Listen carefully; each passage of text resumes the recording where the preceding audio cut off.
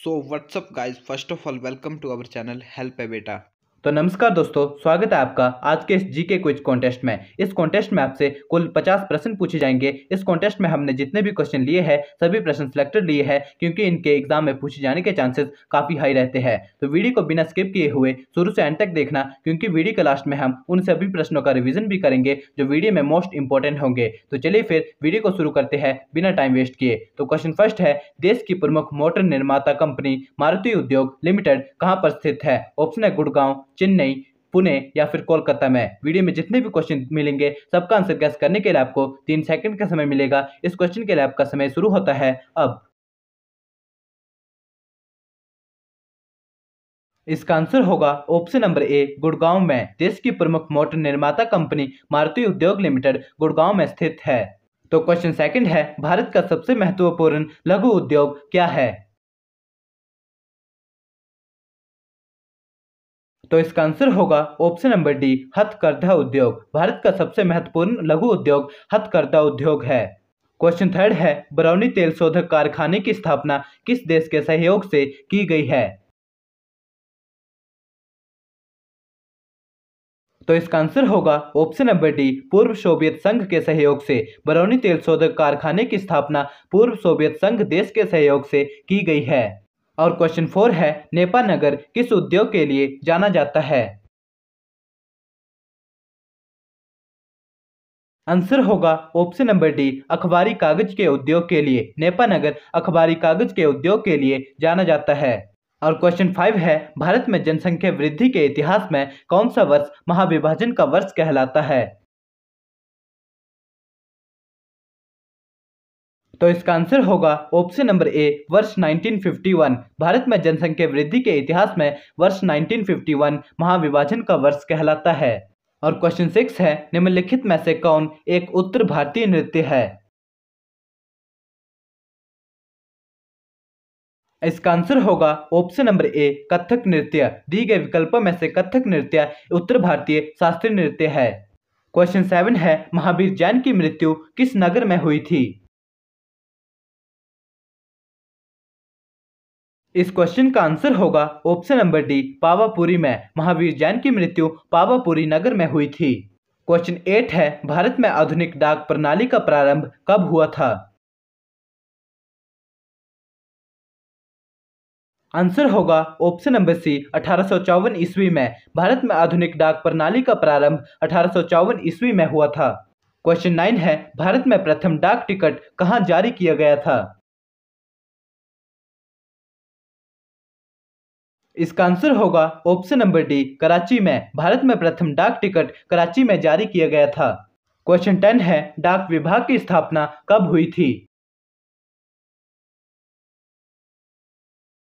तो क्वेश्चन 10 बहुत ज़्यादा इंपॉर्टेंट क्वेश्चन है और इस क्वेश्चन का सही आंसर होगा 1854 ईस्वी में। डाक विभाग की स्थापना 1854 ईस्वी में की गई थी। क्वेश्चन 11 है, भारत में डाक टिकट किस गवर्नर जनरल के शासनकाल में शुरू किया गया था? तो इस क्वेश्चन का आंसर होगा option number C, Lord Dalhousie के शासनकाल में। भारत में डाक ticket Lord Dalhousie governor general के शासनकाल में शुरू किया गया। क्वेश्चन 12 है, भारत में डाक सूचकांक में कुल कितनी संख्याएं होती है? तो इसका आंसर होगा ऑप्शन नंबर बी, 6 संख्याएं। भारत में डाक सूचकांक में कुल 6 संख्याएं होती है और इसी 6 नंबर के डाक सूचकांक को पिन कोड नंबर भी कहा जाता है। क्वेश्चन 13 है, संपूर्ण विश्व में संचार का सबसे तेज और सबसे सस्ता साधन कौन सा है? इसका आंसर होगा ऑप्शन नंबर डी, ईमेल। संपूर्ण विश्व में संसार का सबसे तेज और सबसे सस्ता साधन ईमेल है। क्वेश्चन 14 है, भारतीय नेपोलियन की उपाधि किसे दी गई है? तो इसका आंसर होगा ऑप्शन नंबर डी, समुद्रगुप्त को। भारतीय नेपोलियन के नाम से समुद्रगुप्त को जाना जाता है और यह भारतीय नेपोलियन की उपाधि इन्हें इसलिए दी जाती है क्योंकि इन्होंने अपने जीवन में जितनी भी लड़ाइयाँ लड़ी उनमें से एक भी लड़ाई में इन्हें शिकस्त ना मिली। क्वेश्चन 15 है, आयुर्वेद के वैद्य चिकित्सा का भगवानिक किसे मानते हैं? तो इसका आंसर होगा ऑप्शन नंबर सी, धन्वंतरी को। आयुर्वेद के वैद्य चिकित्सक का भगवानिक धन्वंतरी को मानते हैं। क्वेश्चन 16 है, इलाहाबाद के स्तंभ में किसकी उपलब्धियां उत्कीर्ण की गई है? तो इसका आंसर होगा ऑप्शन नंबर डी, समुद्रगुप्त की उपलब्धियों को। इलाहाबाद के स्तंभ में समुद्रगुप्त की उपलब्धियों को उत्कीर्ण किया गया है। क्वेश्चन 17 है, कवि कालिदास किसके राजकवि थे? तो इसका आंसर होगा ऑप्शन नंबर बी, चंद्रगुप्त के राजकवि। कवि कालिदास चंद्रगुप्त के राजकवि थे और कवि कालिदास के द्वारा कई ग्रंथों की रचना की गई थी। क्वेश्चन 18 है, चीनी यात्री फाहियान किस गुप्त शासक के शासनकाल में के दौरान भारत आया था? तो इसका आंसर होगा ऑप्शन नंबर सी, चंद्रगुप्त के शासनकाल के दौरान। चीनी यात्री फाहियान चंद्रगुप्त के शासनकाल के दौरान भारत आया था। क्वेश्चन 19 है, आर्यभट्ट और वराहमिहिर के सुविख्यात नाम किसके युग के साथ संबंधित है? आंसर होगा ऑप्शन नंबर बी, गुप्त वंश के युग के साथ। आर्यभट्ट और वराहमिहिर के सुविख्यात नाम गुप्त वंश के युग के साथ संबंधित है। क्वेश्चन 20 है, राष्ट्रकूट वंश की स्थापना किसके द्वारा की गई थी? इसका आंसर होगा ऑप्शन नंबर बी, दंती दुर्ग के द्वारा। राष्ट्रकूट वंश की स्थापना दंती दुर्ग के द्वारा की गई थी। क्वेश्चन 21 है, कर्क रेखा पर भारत का कौन सा शहर अवस्थित है? तो इसका आंसर होगा ऑप्शन नंबर ए, रांची शहर। दी गए विकल्पों में से भारत का रांची शहर कर्क रेखा पर अवस्थित है और भारत के सबसे गरीब राज्य झारखंड की राजधानी भी रांची में ही है।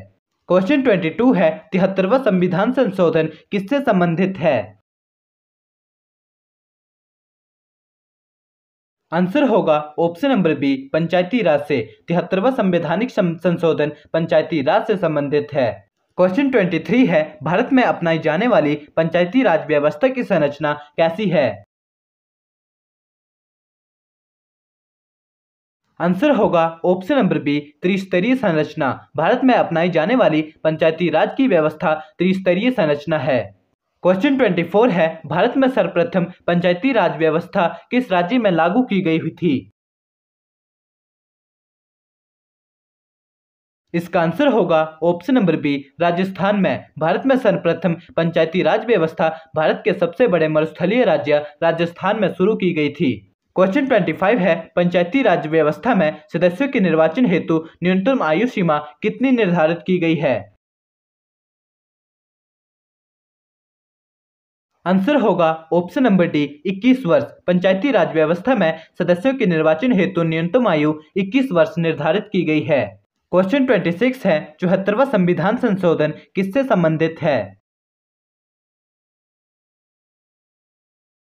आंसर होगा ऑप्शन नंबर डी, नगर पालिका से। 74वां संवैधानिक संशोधन नगर पालिका से संबंधित है। क्वेश्चन 27 है, नगरीय स्वशासन की संरचना में कौन शामिल है? आंसर होगा ऑप्शन नंबर डी, नगर पालिका। नगरीय स्वशासन की संरचना में नगर पालिका शामिल है। क्वेश्चन 28 है, वंदे मातरम को राष्ट्रगीत के रूप में किस तिथि को स्वीकार किया गया था?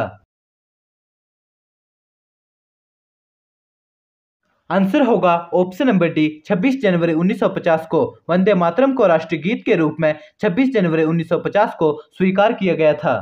क्वेश्चन 29 है, ध्वज गीत की रचना किसने की थी? आंसर होगा ऑप्शन नंबर ए, श्यामलाल गुप्त ने। ध्वज गीत की रचना श्यामलाल गुप्त के द्वारा की गई थी।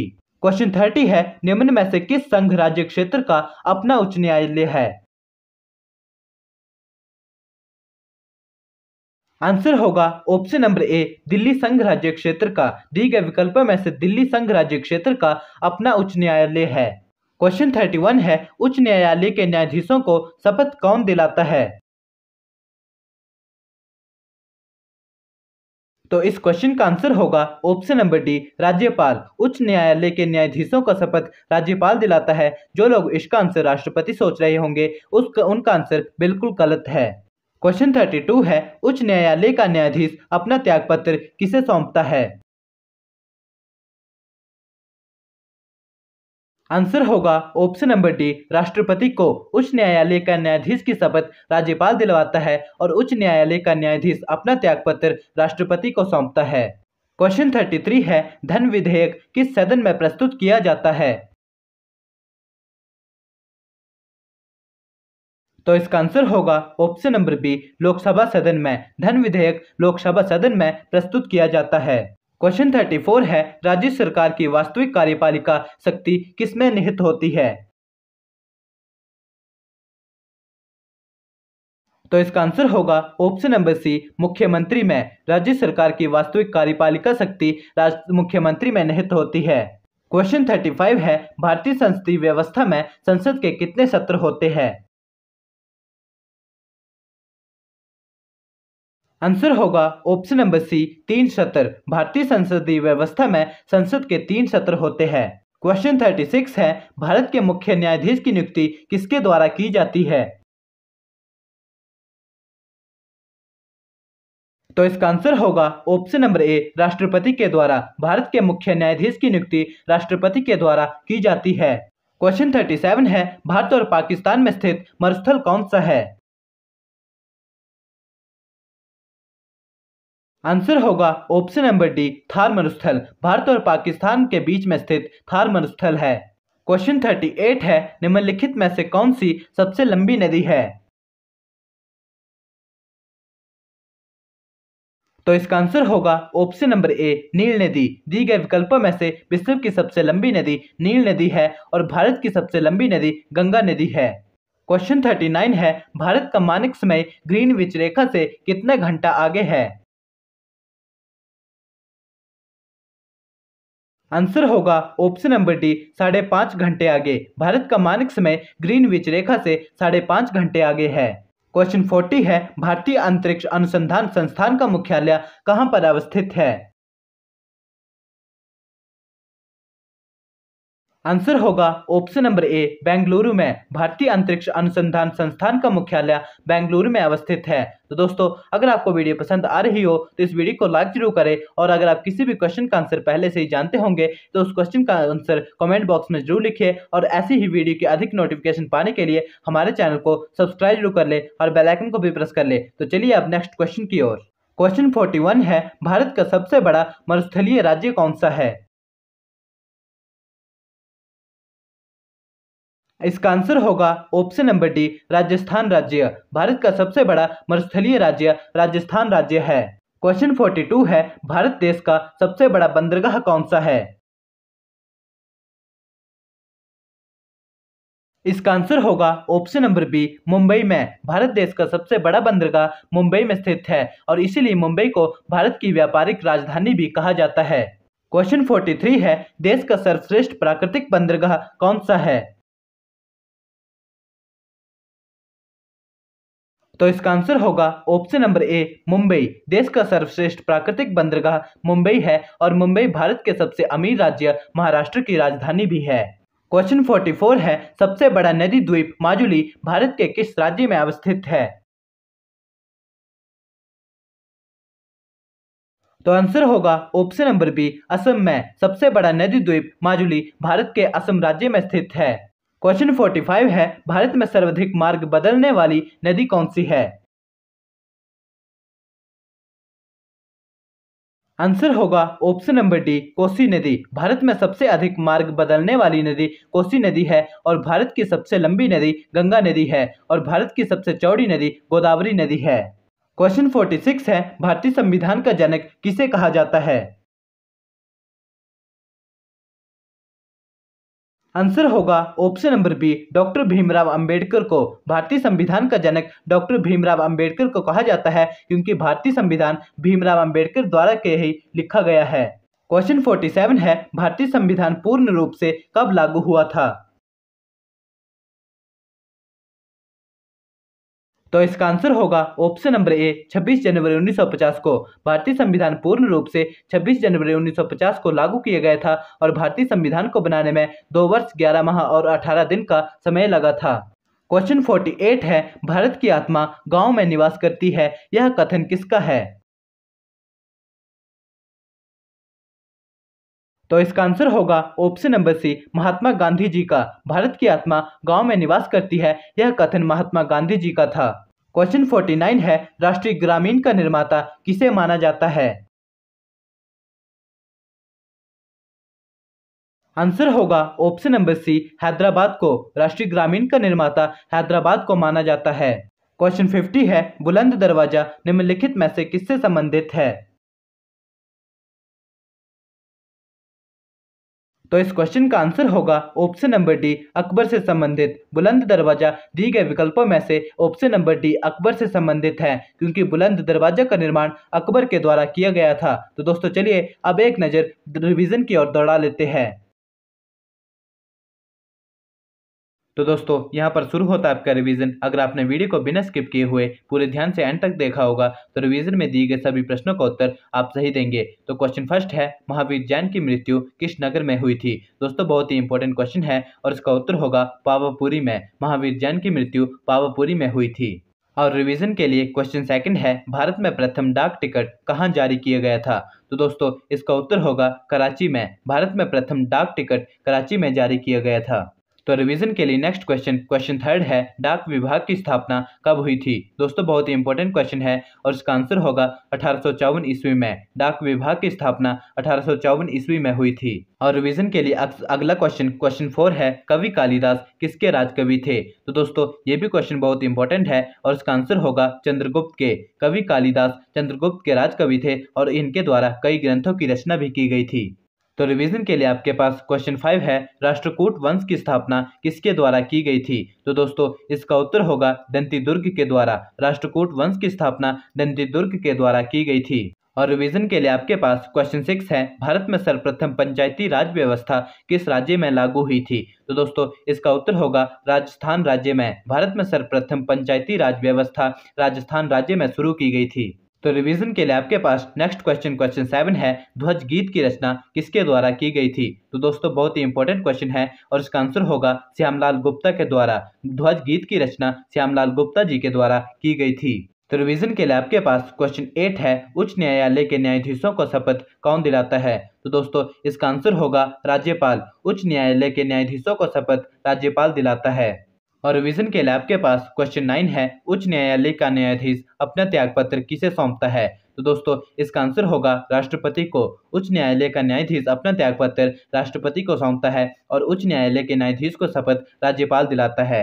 तो दोस्तों रिवीजन के लिए आपके पास क्वेश्चन 10 है, भारतीय संविधान पूर्ण रूप से कब लागू हुआ था? तो दोस्तों ये बहुत ही इंपॉर्टेंट क्वेश्चन है। चाहे आप किसी भी एग्जाम्स की तैयारी कर रहे हो, इस क्वेश्चन के एग्जाम में पूछे जाने के चांसेस काफ़ी हाई रहते हैं और क्वेश्चन भी बहुत सिंपल है, तो सभी को इसका आंसर पता ही होना चाहिए। इसका आंसर होगा 26 जनवरी 1950 को भारतीय संविधान पूर्ण रूप से लागू 26 जनवरी 1950 को हुआ था और भारतीय संविधान को बनाने में 2 वर्ष 11 माह और 18 दिन का समय लगा था। तो दोस्तों अगर आपने वीडियो को यहाँ तक देखा है तो आई एम डैम श्योर कि आपको वीडियो काफ़ी पसंद आई होगी। अगर आपको वीडियो पसंद आई हो तो इस वीडियो को लाइक जरूर करें, जिससे हमें आगे वीडियो बनाने में काफ़ी मोटिवेशन मिलता है। और ये भी बताएं कि आपको आने वाली वीडियो किस टॉपिक पर चाहिए। और हमारे चैनल पर कॉम्पिटेटिव एग्जाम प्रिपरेशन से रिलेटेड कंटेंट हमेशा प्रोवाइड की जाता है, जो कि आपकी स्टडी से रिलेटेड काफ़ी हेल्प करता है। तो हमारे चैनल को सब्सक्राइब जरूर कर ले और बेल आइकन को भी प्रेस कर ले, जिससे कि आपको आने वाली सभी वीडियो की नोटिफिकेशन टाइम टू टाइम मिलती रहे। और ये भी बताएं कि आपको इन क्वेश्चन में से कितने क्वेश्चन का सही आंसर तथा कमेंट बॉक्स में अपना स्कोर मैसेज जरूर करें। और हम मिलते हैं आपसे किसी अगली वीडियो में, तब तक के लिए good bye and take care and thanks for watching this video in the and.